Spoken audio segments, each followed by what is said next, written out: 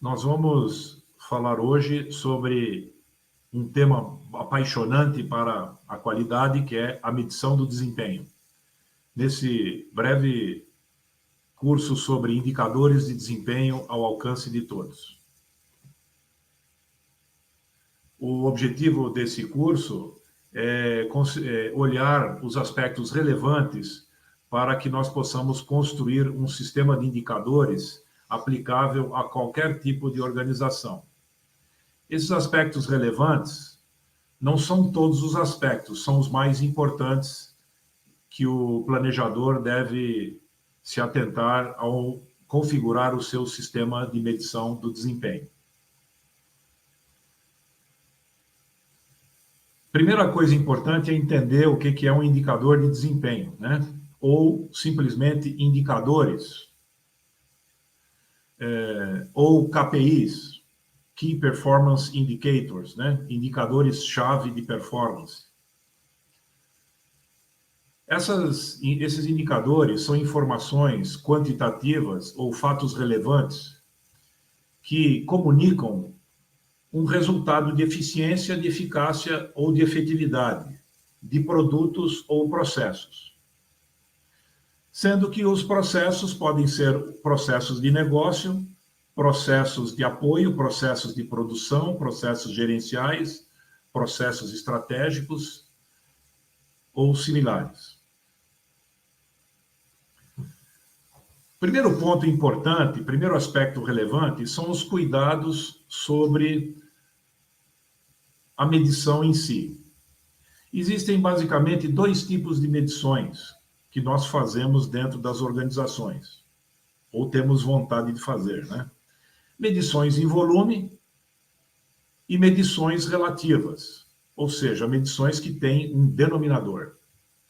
As medições em volume, elas dependem de uma referência oculta para expressar o resultado. Por exemplo, se eu digo que uma pessoa tem 78 quilos, eu não estou dando uma informação completa. Se eu disser, talvez, a idade ou a altura, nós poderemos ter uma ideia se é um desempenho bom na configuração do peso dessa pessoa. Ou seja, eu preciso de uma informação adicional. Da mesma forma, eu posso medir o lucro de uma organização pelo EBITDA, que é o lucro antes de impostos e taxas e de depreciações e amortizações. Então, se uma organização tem 5 milhões de reais de lucro, não dá para saber se é um bom lucro ou não, se eu não consigo enxergar o porte da organização. Então, existe uma informação oculta aí, que é o porte. No entanto, é muito comum as organizações adotarem esse tipo de indicador, indicadores de volume ou de produção, que dão uma ideia de quantidade exacerbada de coisas que são produzidas ou feitas, que são números que impressionam. É muito comum nós olharmos nas comunicações dos feitos de governo esse tipo de indicador, distribuições de grandes volumes de dinheiro para resolver problemas, mas nunca você sabe quantos por cento dos problemas foram resolvidos. Nós temos uma cultura aqui no nosso país de valorizar esse tipo de indicador, porque ele expressa um feito, né, dá uma impressão de coisa grande, né? Na realidade, são indicadores que dependem de informações subjetivas para avaliar se é um bom desempenho ou não. As medições relativas, por outro lado, são as medições que dão mais resultado, porque ele comunica melhor se a medida de per si já comunica se o desempenho é bom ou não. Por exemplo, em vez de dizer qual é o peso da pessoa, eu digo que o índice de massa corporal está de 18,5%. 18,5% de massa corporal está de 18 quilos por metro quadrado. É um indicador que você dá uma ideia de que ele está numa faixa de bom desempenho, em termos de saúde, com raras exceções. Quando eu digo que a margem de lucro, a margem EBITDA é de 21%, eu estou dizendo que 21% da receita, do faturamento da organização, antes de impostos, taxas, depreciação e amortização, ela expressa o lucro líquido. Então, essa margem, ela é um indicador que fala por si. Sabemos que se a empresa fatura 100 mil dólares, ela ganha 21 mil dólares de lucro, né? Isso independente do porte. Então, eu posso comparar uma pequena empresa com uma grande empresa. O desempenho de uma empresa de pequeno porte com uma empresa de grande porte, no mesmo ramo, por exemplo. Eu estou podendo fazer comparações. Indicadores em volume não permitem comparações. Bem, vamos olhar o aspecto relacionado ao serviço de um indicador, para o que ele serve. Os indicadores, basicamente, eles podem ser úteis para medir se os rumos estratégicos da organização estão sendo conquistados, né? Estão sendo trilhados. De que maneira? Medindo se a visão de futuro está mais próxima do seu alcance. Então, eu vou ter indicadores associados ao negócio, indicadores que expressam o bom desempenho do processo de negócio como um todo. Por exemplo, a lucratividade, como nós falamos anteriormente. Por exemplo, a sustentabilidade, indicadores de sustentabilidade, indicadores relativos à mobilização das pessoas, indicadores relacionados à satisfação dos seus clientes, são indicadores do negócio. E os indicadores estratégicos relacionados às escolhas feitas pela organização, os caminhos que ela escolheu para tornar a sua visão de futuro uma realidade, ou seja, realizar a visão de futuro. Esses caminhos precisam ser monitorados para verificar se a organização está, de fato, construindo valor para chegar mais próximo à sua visão de futuro. O outro serviço que os indicadores prestam são indicadores que permitem avaliar o desempenho dos processos. Processos administrativos, processos técnicos, processos de produção, processos de criação, processos de comunicação, enfim, os processos que uma organização no seu setor possui. E os indicadores dos produtos, que são as entregas que essa organização faz para os seus clientes e demais partes interessadas. Obviamente, os indicadores dos produtos vão sempre abranger indicadores da qualidade do produto, mas não só eles. Outros indicadores relativos aos produtos podem existir, como, por exemplo, indicadores associados à margem que esses produtos estão deixando nos resultados financeiros e econômicos da organização. E eu também posso ter indicadores que expressam simultaneamente êxitos estratégicos e êxitos de processos, indicadores que podem ser usados para avaliar os dois eixos que eu acabei de mencionar. Eu gosto de trazer, quando falamos de indicadores, a história do Eratóstenes. O Eratóstenes era um bibliotecário da Biblioteca de Alexandria, que nunca saiu de Alexandria. Alexandria, no norte do Egito, dista aproximadamente, vamos arredondar aí, 1.000 quilômetros ao sul de Alexandria.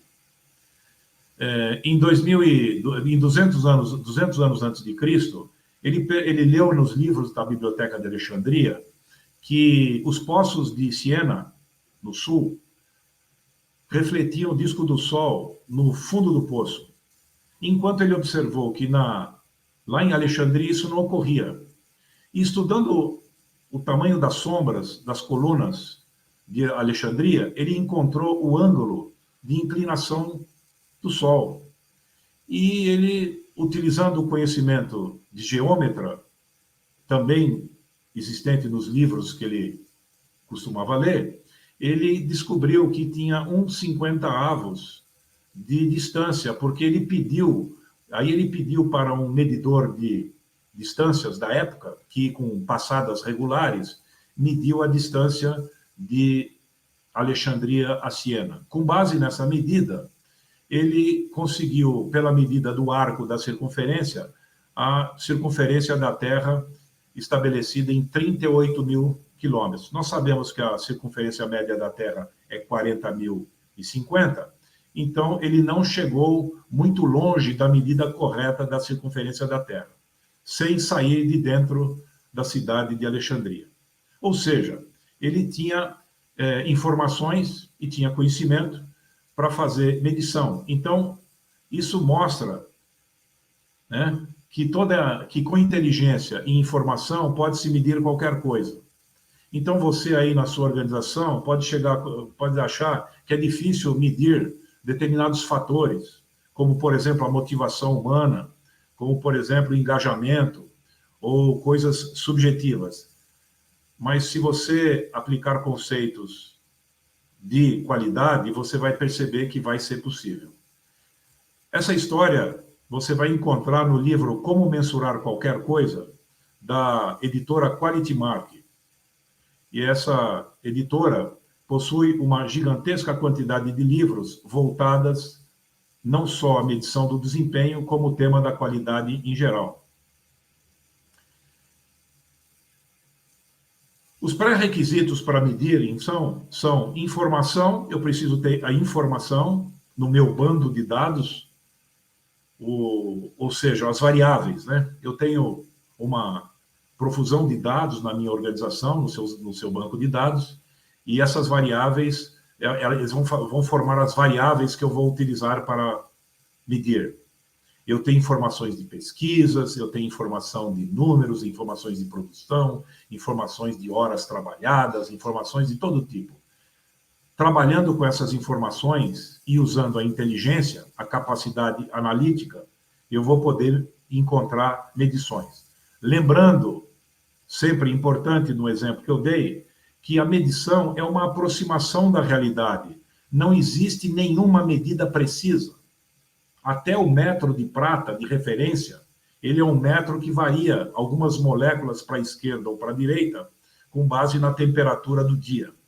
Então, as medidas são referências, são aproximações da realidade.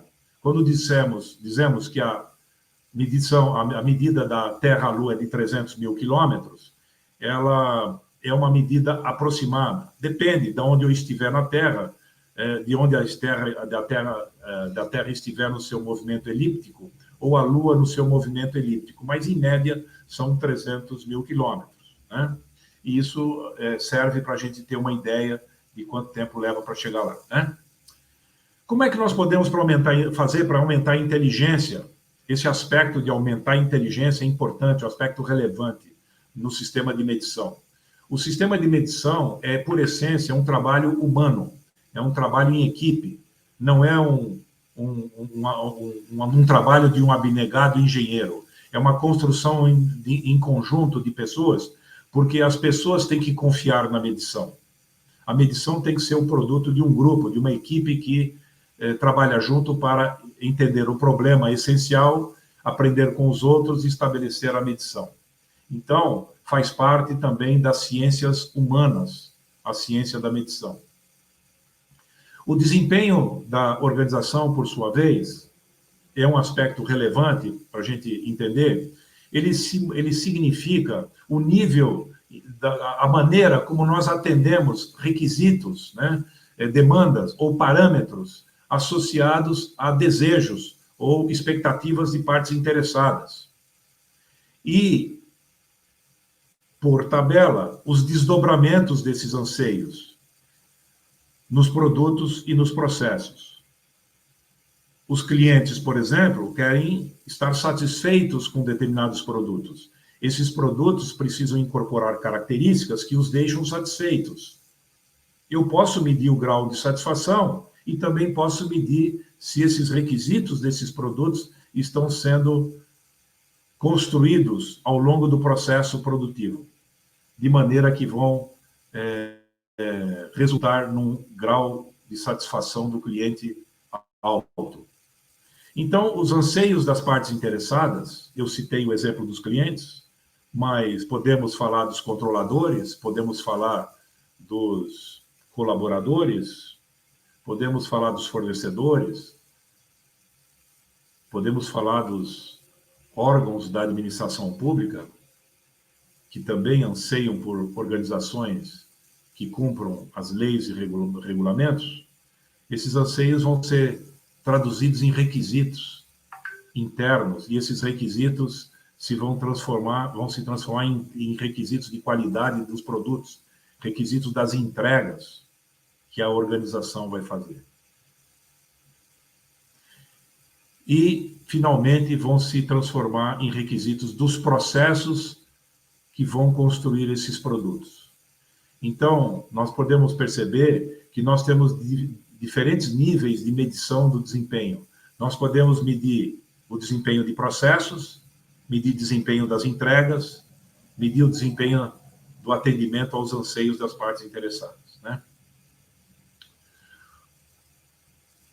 Quanto ao que deve ser medido, o tipo de medição, nós podemos sintetizar em 3 grandes tipos de medição: a medição da eficiência, a medição da eficácia e a medição da efetividade. A medição da efetividade é a medição da eficiência e de eficácia do mesmo indicador. Por exemplo, o custo de uma unidade produzida numa planta é um medidor de eficiência. Quanto se mobiliza de recurso para conseguir uma unidade produzida. A medição da eficácia pode ser uma taxa de unidades sem defeito, o grau de acerto, já que qualidade é fazer certo da primeira vez, né? Então, vou medir a taxa de unidades sem defeito. E a efetividade são os dois. É quanto que aquele produto correto, sem defeito, deixa, por exemplo, de margem para o controlador, para o proprietário da empresa ou para o instituidor ou mantenedor. Então, a margem por unidade vendida é um indicador de efetividade. Se eu aumentar as unidades com defeito, né, a efetividade vai cair porque o custo vai aumentar, né? Então, a margem vai ser afetada. Se eu melhorar a qualidade dos produtos, a minha margem vai aumentar, porque eu vou ter mais unidades corretas. Um outro exemplo seria um departamento de manutenção predial. Eu tenho uma medida de eficiência, que são as ordens fechadas por empregado, mede a eficiência da minha força de trabalho. Eu tenho aí um indicador de eficácia, que é o grau de acerto das ordens de serviço, ou seja, quantas ordens de serviço, o percentual de ordens de serviço sem retrabalho, e um indicador de efetividade, que é qual a quantidade de homens-hora eu gasto para produzir uma ordem de serviço sem retrabalho. Seria um indicador de efetividade. O tipo de indicador que nós vamos utilizar depende do grau de importância da medição. Às vezes a qualidade já é muito boa e eu vou medir eficiência. Às vezes eu não estou com problema de eficiência, eu preciso medir eficácia. E às vezes eu quero sintetizar 2 indicadores de eficiência e um outro de eficácia no indicador único para simplificar o meu sistema de medição. Um outro aspecto relevante é nós olharmos os indicadores do ponto de vista do tipo de indicador. Se ele é um indicador que é um indicador de resultado, que a gente chama de indicador resultante, ou outcome, na língua inglesa, ou o indicador impulsionador, ou driver, né? O indicador X, na imagem que vocês estão vendo, é um indicador de um processo que tem múltiplas entradas, múltiplos fatores que afetam o desempenho X. Então, o desempenho de vários fatores contribuem para o resultado X. E, às vezes, o resultado X é muito difícil de ser calculado. É muito difícil, então nós utilizamos as variáveis, utilizando o conceito de espinha de peixe, de Ishikawa, nós decompomos o X nas principais fatores de desempenho que afetam o X, e eu, então, passo a medir o fator que é mais relevante. Por exemplo, na figura, o X3 e o X4 se revelaram os fatores mais importantes para obter o X. Então, o resultado X vai ser medido por dois indicadores, o X3 e o X4. O construto desse tipo de indicador em grupo é muito positivo, porque pode-se estabelecer um consenso, sem muita precisão, mas ele vai ter um consenso dos especialistas sobre quais são as variáveis que mais afetam o X para se escolherem os indicadores corretos. Um exemplo clássico é a produtividade da mão de obra administrativa, aspecto muito difícil de ser medido, já que a produção administrativa varia, os tipos de geração, os tipos de entregas das operações administrativas e também técnicas, às vezes são muito diferentes. É muito complicado medir a produtividade. Então, você pode medir os fatores que afetam a produtividade. Por exemplo, o grau de treinamento da equipe ou o tempo de resposta dos computadores que são utilizados pela equipe, porque isso vai afetar a produtividade em primeiro momento. Então, você não precisa medir todos os fatores, você mede aqueles que são mais importantes, né? É o que a gente chama de indicador impulsionador.